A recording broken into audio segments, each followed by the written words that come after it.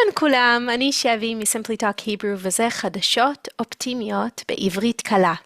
היום אנחנו מדברים על פקיסטן. פקיסטן, תחשבו שאתם הולכים בפקיסטן, בכפר, village, בכפר קטן, ויש שם שוק. בשוק מוכרים כל מיני ירקות, וגם מוכרים בננות. והבננות כל כך טעימות, ואתם רוצים לאכול, ואתם מקלפים, you peel, אתם מקלפים את הבננה, ולוקחים את הקליפה, את הפיל, וזורקים. נכון? זה מה שעושים בדרך כלל, לוקחים את הקליפה וזורקים. אבל לא בפקיסטן. עכשיו עושים משהו משוגע בפקיסטן. זה פרויקט חדש שלוקחים קליפות פילס, קליפות של בננה, ועושים מהם בגדים, לא רק בגדים, clothes, לא רק בגדים, עושים מהם גם אנרגיה. גם אנרגיה, זה ממש ממש משוגע. איך עושים אנרגיה ואיך עושים בגדים מבננות, מקליפות, פילס, קליפות של בננות. זה פרויקט של אוניברסיטאות בבריטניה, ביחד עם אוניברסיטאות בפקיסטן, כי בפקיסטן יש הרבה מאוד בננות, הרבה, בערך 150,000 טון בשנה. ואחרי שכותבים, after you pick, כותבים את הבננות, יש הרבה מאוד זבל, הרבה מאוד דברים שלא צריך. את הקליפות והעלים ודברים כאלה, בערך 80,000 טון בשנה. ועד עכשיו זה פשוט היה נשאר בשדה, in the field, נשאר וזהו, זה שם. אבל עכשיו, מה שהם עושים, המדענים, the scientists, הם לוקחים את כל הקליפות של הבננה, והם חותכים אותם לחתיכות קטנות, ואז הם שמים אותם בכל מיני דברים, ולאט לאט הם מוציאים את הסיבים, the fiber. הם מוציאים את הסיבים מהקליפות בננה. ואז הם עושים כל מיני תהליכים, processes, ואז יש חוטים, thread.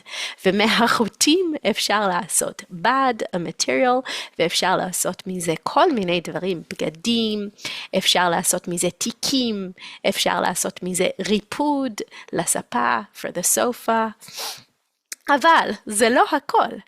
אחרי שמוציאים את כל הסיבים, נשאר עוד זבל, נכון? מה עושים עם הזבל? מכניסים את זה למקום שקוראים לזה gasification, אולי בעברית גזיפיקציה, אוקיי? ומה שהם עושים זה הם מחממים, they boil it, מחממים את זה בטמפרטורה מאוד מאוד מאוד גבוהה. ואז יש בזה משהו קוראים לזה סינגאס, וזה מפרק, החום מפרק את כל הבננות, ומשחרר, and it frees to the air סינגד. ועם הסינגז הזה אפשר לשרוף, to burn it, ובשביל זה להשתמש בשביל טורבינות, בשביל לעשות אנרגיה. אז עכשיו, בפקיסטן, זה ממש ממש משוגע, אפשר לעשות מבננות הרבה מאוד דברים, וזה מאוד מאוד חשוב, בגלל שעכשיו הרבה אנשים בפקיסטן יכולים להיות עם חשמל, וגם אפשר ממש הרבה אנשים בפקיסטן יכולים לעבוד, גם בכל העבודה הזאת, אז יש להם עבודה, וגם עכשיו יש לנו בגדים, יש אנרגיה ירוקה, וכל זה מזבל של בננות. טכנולוגיה זה פשוט מדהים. זה גם מעניין. רגע.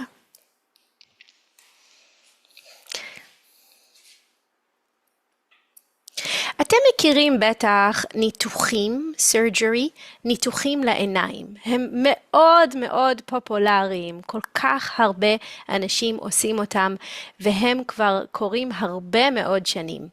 אבל תמיד יש אנשים שלא יכולים לעשות את הניתוח בעיניים, במיוחד, במיוחד אם יש להם בעיה גדולה בעין.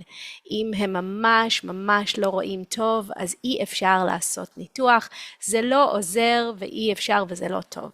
אבל עכשיו יש משהו חדש שעושים את זה עם AI, לוקחים מחשב קומפיוטר, והוא מצלם, it takes a picture, מצלם את העין ובונה עין דיגיטלית במחשב מיוחד, ועם AI אפשר לעשות משהו חדש ולנסות. אז אני אספר לכם את הסיפור של פטריסיה. פטריסיה הייתה אישה בת 31 מפורטוגל, והיא לא ראתה כמעט כלום. אם היא לא לבשה משקפיים, glasses, היא לא יכלה לקרוא אפילו את האות הכי גדולה. אם כתוב E למעלה, באות שנמצאים אצל הרופא, היא לא יכלה לקרוא בכלל. ואפילו עם משקפיים, היא לא ראתה בכלל. פטריסה טסה ללונדון, והיא ניסתה את הניתוח לייזר החדש הזה. והמחשב צילם, took a photograph, את העין שלה, ובנה את העין הדיגיטלית, וה-AI ניסתה אלפים של אופציות, אלפים של אופציות, עד שהיא מצאה מה הדרך הכי טובה בשביל פטריסה לראות. ובאמת הם לקחו את הדרך של ה-AI ועשו את הניתוח, את ה-operation, והוא היה מאוד קצר. ומיד אחרי הניתוח כבר פטריסה יכלה לראות ממש טוב. וממש מיד אחרי היא יכלה לראות 1620. והיום היא יכולה לראות ממש טוב, וזו טכנולוגיה חדשה שהרבה אנשים יכולים לעשות, ואולי בעתיד הרבה אנשים שלא יכולים לראות, יוכלו לראות הרבה יותר טוב.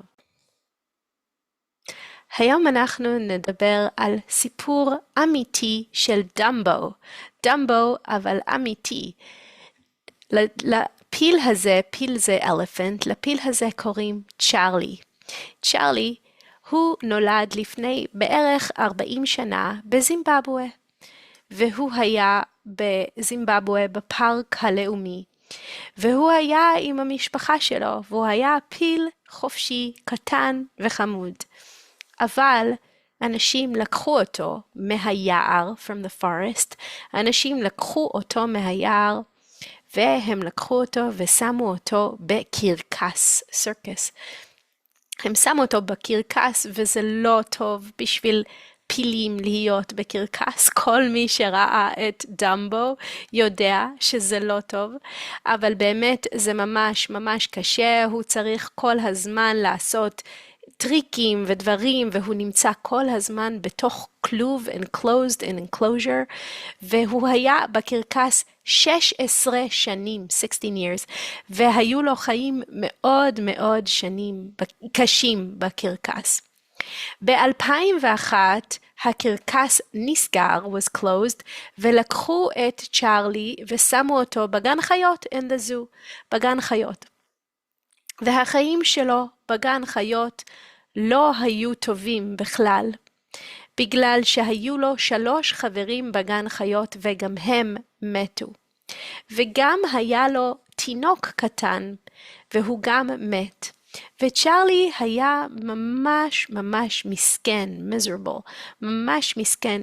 ואפילו אני לא יודעת אם אתם יודעים שפילים הם יכולים לבכות. הם יכולים לבכות, ופילים ממש יכולים להרגיש. ובאמת אפשר היה לראות שצ'ארלי הוא מתנהג, he behaves באופן סטריאוטיפי, הוא היה מזיז את הראש שלו ככה, והיה נראה שיש לו ממש חיים קשים, ויש לו בעיות, ואולי אפילו בעיות של בריאות. וצ'ארלי הוא היה הפיל האחרון בדרום אפריקה, שיש אותו בגן חיות בדרום אפריקה. כבר אין יותר פילים בגן חיות בדרום אפריקה ככה. והרבה ארגונים, organization, התחילו לדבר עם גן חיות, והתחילו לדבר עם הממשלה, with the government, והם אמרו די, חלאס, ככה אומרים בעברית, enough is enough, הוא צריך להיות בטבע, הוא לא צריך להיות בתוך כלוב, enclosed. אז הרבה שנים זה לקח, ואחרי הרבה שנים הם החליטו לשים אותו בהתחלה בשמורת טבע. שמורת טבע זה wildlife sanctuary. אז בהתחלה הם שמו אותו בשמורת טבע. בהתחלה הוא היה במקום קטן והם נתנו לו הרבה אוכל והיה לו בריכה, הפול, בריכה, ולאט לאט הוא היה במקום קטן, ואז הם פתחו את הדלת ונתנו לו להיות במקום יותר גדול. ופתאום צ'ארלי התחיל לפגוש פילים אחרים, other elephants, הוא התחיל לפגוש פילים אחרים, והאנשים רואים אותו, מתחיל לדבר, לעשות קולות, sounds, לדבר עם הפילים האחרים, והוא היה בפעם הראשונה, הוא שם את האף שלו הגדול במים, ושם מים על עצמו, וזה הכל הלך מאוד מאוד מהר, ממש כל יום הוא היה יותר ויותר כמו פיל נורמלי. ועכשיו הוא נמצא שם עם חברים חדשים. למה זה כל כך חשוב? גם בגלל שצ'ארלי, אנחנו שמחים בשבילו, אבל גם צ'ארלי הוא הפיל האחרון בגן חיות הלאומי בדרום אפריקה. וזהו, אין יותר. וגם עכשיו בהרבה מקומות בעולם יש יותר ויותר מודעות, awareness, לחיים של הפילים. אני הייתי בתאילנד לפני הרבה מאוד שנים, ואני לא ידעתי שהחיים של פילים כל כך קשים. אז אני מאוד שמחתי כשאמרו לי, וואו, אפשר לרכב, to ride, לרכב על פיל, ואני חשבתי, זה כל כך מעניין, ואז אני רכבתי על הפיל בתאילנד, והיה ממש כיף, והיה ממש מעניין, ורק אחרי הרבה שנים, אחרי שחזרתי לישראל, פתאום אני שמעתי שבעצם החיים של הפילים האלו בתאילנד מאוד מאוד מאוד קשים, והם ממש ממש סובלים, they suffer, ועכשיו גם בתאילנד יש הרבה מאוד sanctuaries, הרבה מאוד מקומות שלוקחים פילים ושמים אותם ונותנים להם חיים חדשים, ותיירים, תיירים יכולים לבוא ולהיות עם הפילים ולשחק, to play עם הפילים במים, ולא צריך להיות בחיים כל כך קשים, אפשר להיות בשלום ובהרמוניה ביחד. אני מקווה שזה יעשה קצת אופטימיות ובתקווה לשלום, ושבעזרת השם יהיה גם שלום פה בישראל עם בני אדם, לא רק עם החיות, ושיהיה לכולנו בשורות טובות וחדשות טובות.